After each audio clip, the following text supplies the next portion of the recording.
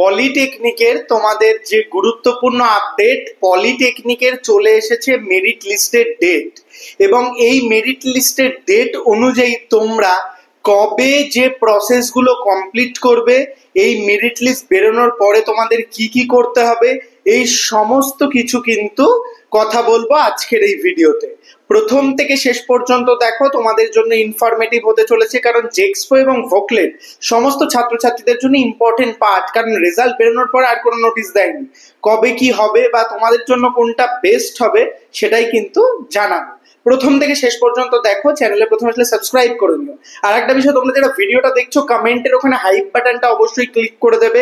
তোমরা যত ভিডিওটাকে হাইপ করবে চ্যানেলে তত এঙ্গেজমেন্ট হবে, তোমাদের জন্য ভালো হবে, প্রচুর স্টুডেন্ট আসবে, কমেন্ট পাবে, কমিউনিটি বাড়বে এবং আপডেটগুলো আমি তোমাদের মধ্যে নিয়ে আসবো। তাই অবশ্যই সেই পার্টটা একটু করে দিও, আর অবশ্যই যারা সাবস্ক্রাইব করনি করে নিও।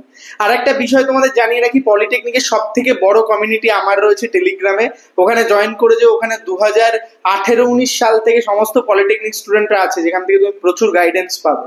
তো আমি ভিডিওর টপিকে ঢুকছি। সর্বপ্রথম সেটা হচ্ছে তোমাদের রেজাল্টের পরবর্তী প্রসেস থাকে তোমাদের রেজিস্ট্রেশন, চয়েস ফিলিং এবং কাউন্সিলিং। সেই অনুযায়ী তুমি যে চয়েসগুলো করবে, সাজাবে, সেই অনুযায়ী তোমাদের কিন্তু কলেজেস আসবে। তো সর্বপ্রথম তোমাদের যে এই নোটিশটা রয়েছে 7 তারিখ, 7 তারিখে যদি তোমাদের রেজাল্ট বেরোয়, কারণ পরিবর্তন হয়ে যেতে পারে অনেক ক্ষেত্রে, তো আশা করছি এবার আর হবে না, তাও আমি যদি কথাটা ইউজ করছি, কারণ দেখো টেন্টেটিভ ডেট থেকে অনেক ক্ষেত্রে পরিবর্তন হয়। তো মোটামুটি 7 তারিখ বা 8 তারিখ যেরকম প্রসেসে তোমাদের রেজাল্ট বেরোক, সেই রেজাল্টের পরে কিন্তু তোমাদের যেটা করতে হবে, কিছু ডকুমেন্টস রেডি রাখতে হবে। সেই ডকুমেন্টস হচ্ছে সর্বপ্রথম তোমার জেনারেল ডকুমেন্টস গুলো, মানে তোমার মাধ্যমিক বা উচ্চ মাধ্যমিক যাদের রয়েছে, আইটিআই রয়েছে, সেই সার্টিফিকেট এবং রেজাল্ট গুলো তোমাদের রেডি রাখতে হবে। অ্যাজ ওয়েল অ্যাজ তোমাদের কিন্তু রেডি রাখতে হবে আধার কার্ড এবং ফটোকপি, যেগুলো রেজিস্ট্রেশনের জন্য লাগে, এবং যাদের কাস্ট সার্টিফিকেট রয়েছে কাস্ট সার্টিফিকেট। তো এইগুলো দিয়ে তোমাদের রেজিস্ট্রেশন করে নিতে হবে। রেজিস্ট্রেশন করার যে ডেট থাকবে বা চয়েস ফিলিং এর ডেট থাকবে, তার জন্য আবার আলাদা নোটিশ দেবে। আমি তোমাদের তখন ভিডিও করে জানিয়ে দেবো, বা কোনো নোটিশ আসলে আমি তোমাদের স্টেপ বাই স্টেপ বলে দেবো যে কোন ডেটে কি কি করতে হবে, সেই অনুযায়ী তোমাদের প্রসেস করতে হয়।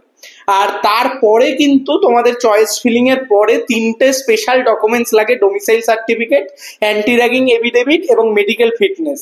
সেটাও তোমরা কিভাবে বার করবে সেটাও আমি তোমাদের বলে দেবো পরে। ম্যাক্সিমাম একদিনের কাজ, সমস্ত সার্টিফিকেট বেরিয়ে যাবে, কারণ এখন সব প্রসেস অ্যাডভান্স চলে এসছে। তো সেই ক্ষেত্রে তোমাদের রেজাল্ট বেরোনোর পরে চ্যানেলের সাথে ফলো আপে থাকতে হবে। র্যাঙ্ক বেরোনোর পরে আমি তোমাদের একটা ভিডিও দেবো যে কত র্যাঙ্কে গভর্নমেন্ট কলেজ, সেই ক্ষেত্রে যাদের র্যাঙ্ক বেশি আসছে বা যারা টপ প্রাইভেট চাইছে অবশ্যই জানাবে, কিন্তু টপ প্রাইভেটে কিন্তু সিট একদম শেষের পথে, তাই অবশ্যই কিন্তু জানাবে, আমি তোমাদের সেটা নিয়ে গাইড করে দেবো। আর ভিডিওটিতে একটি লাইক করে দিও। আর কোনো টপিক তোমাদের যদি জানার থাকে, কিভাবে চয়েস ফিলিং করতে হবে বা যে কোনো কিছু, তোমরা কমেন্ট করো, আমি সেগুলো নিয়ে আলাদা আলাদা ভিডিও দেবো। যেহেতু টাইম আছে না, এখনো 3-4 দিন সময় আছে, আমি ফাঁকে ফাঁকে ভিডিও দিতে থাকবো। এত আগে দিলে তোমরা ব্যাপারটাকে কিন্তু গোলমলিয়ে যাবে। তো নোটিফিকেশনটা আসলে নোটিফিকেশনটা নিয়ে ভিডিও করবো, সেটা দেখবে নোটিফিকেশনে কি কি বলা রয়েছে। যদি তোমরা ডেটগুলো জেনে ফেলো তাহলে অনেকটা ইজি হয় প্রসেসটা। অবশ্যই লাইক করে দিও। যারা টপ প্রাইভেট কলেজগুলো চাইছো জানিও, ওয়েস্ট বেঙ্গলের মধ্যে কলকাতাতে আমি গাইড করে দেবো তোমাদের।